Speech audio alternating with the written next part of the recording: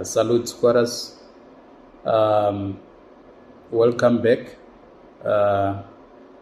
As we keep engaging about issues of our country and the state of our economy, I was reading an article about the ANC Youth League intending to picket for one of the steel companies to prevent it from retrenching people. I think they are going to retrench something like 3,500 staff members.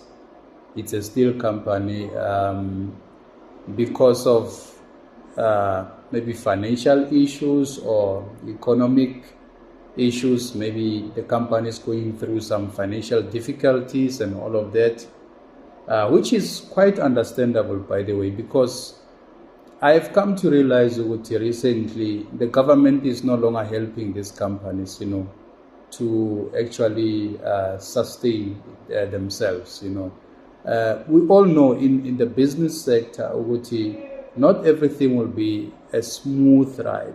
Companies are going through a lot, and the employers, they are bearing the brunt, of financial strains and everything. And at the same time, when you employ people expect to be paid. They want nothing. They want their payments. And so if you don't pay them again, it becomes an issue of them picketing or striking and demanding their salaries and all of that. They actually get frustrated. So as an employer, if you foresee those circumstances, it's better for you to announce you want to retrench your people, so you make peace. You don't want to go through a pain of being embarrassed and all of that. And now the ANC Youth League is actually intending to picket on the 24th or 26th of January to prevent that company from retrenching people. Actually, I'm getting confused here. How does it happen that the ANC Youth League protests or pickets or whatever they call it to stop the company from retrenching people? What are their reasons to do that? In a sense that there's nothing they can do to stop it from retrenching people, because the company directors and business owners, they decide according to a situation to situation. Whatever that the company is going through, they have decided to retrench people because the government is not playing any role in helping them. And why don't you take the march to your president? That's the question that I have. That as much as we have ANC Youth League and the ANC itself, which is in government, why don't you take your frustration there to your boss, to Cyril Ramaphosa, to say, hey, can you see the companies are closing down? It means we are going to go through these industrialization and all of that. So the economy is actually shrinking down. And in the presence of your president, who's sitting there comfortable and minding his own business, like he's not running any country, he's just running his own business affairs. It's quite frustrating, and at the same time, it's demoralizing to see people getting retrenched, and the ANC Youth League playing a very opposite role of going to picket. I mean, ANC Youth League picketing against the company. I mean, it's more like you are blaming them for retrenching people, but are you going to help them if they tell you their issues that they are going through? Are you going to help them? Can you financially change the situation, or you are just picketing because you are a politician and then you've got masses and you can take your people there and picket? And I don't understand. Companies are going through a lot. Recently, Lekau was going through liquidation, and everybody was quiet. Even the president was quiet, and it's not even Lekau only. There's a whole lot of small business entrepreneurs who are going through a lot, and now the government doesn't they don't bother, they don't care. It's like, I don't know if they're too scared of competition, or that's how they are. They are just heartless, and they want to see everything falling apart.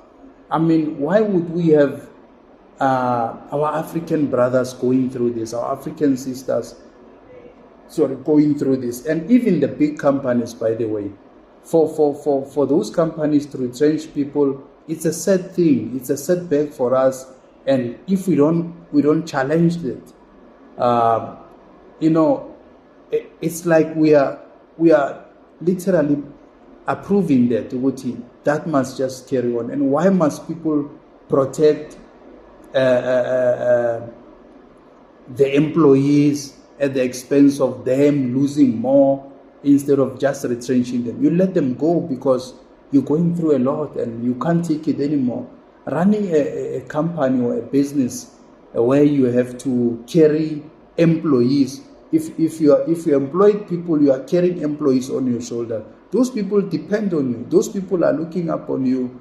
And then if anything goes wrong, they don't want to understand your problems that you're going through with your company. That's your business. They want payment. So release the staff if you can't bear the brand anymore, because the government doesn't care anymore. And for the ANC Youth League to want to protest or to picket at that company to say, stop retrenching these people, it doesn't make sense to me. I think it's a futile exercise. It's just useless, a useless thing to do, because what are you going to benefit? Are you going to stop them? Do you think they're just doing it out of fun, or they are just being nasty? There's a main reason why they are doing that, and I don't understand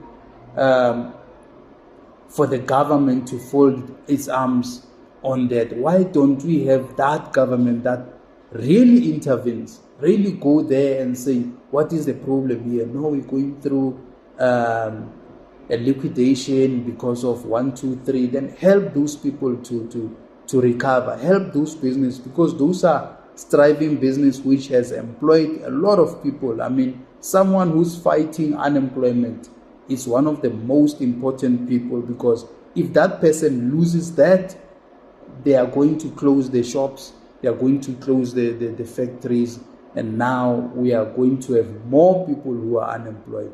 And by the way, in the Ramaphosa era, I think we have more people who are unemployed than people who are employed, actually.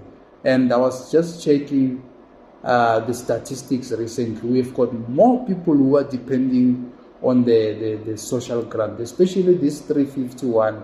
There's whole lot. It shows how much unemployment, how bad unemployment is when it comes to the statistics. And now, as a country, where are we going? Because we can see that now everything is just shrinking, and the food prices are going up, the petrol is going up, and everything. And we have a president who's folding his arms, and we have a youth league president who's singing a very different. I always say that direct your frustration to the right people. Go to your president, talk to your president, have a meeting with your president. Maybe they are not allowed to have meetings with Ramaphosa, I don't know. But if they are allowed, why don't you go to Ramaphosa? And he also can see also himself. I mean, when you are a president and you hear that one company is about to retrench 3,500 people, what does it say to your mind? What does it? It must communicate something to say, hey, my country now is starting now to fall apart. We are going to have 3,500 more people who are unemployed, and it's a problem. And the unemployment rate causes the high rate of crime, because people will resort to crime because they've got nothing to survive on. And we can blame them, but at times, someone who has got an idle mind and hungry, they can't think straight. They will always resort to crime, because crime is something that, is damaging our country. It's victimizing people and all of that. And it's there because there are reasons. Some people do commit crime for fun, yes, But some people do commit crime because they are hungry. That is the last resort. There's nothing they can do other than committing crime.